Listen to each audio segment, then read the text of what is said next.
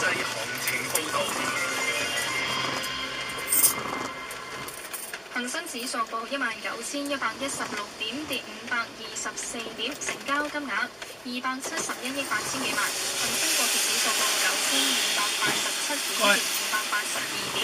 部分弱港股嘅造價：中國太保24個8毫半，跌2蚊0仙；匯豐控股63個8，跌咗3個1；中人壽20個9毫半，跌個1；中移動86個9，跌1個3毫半；工商銀行4個1毫4，跌8仙；建設銀行4個8毫6，跌9仙；安盛50中國9個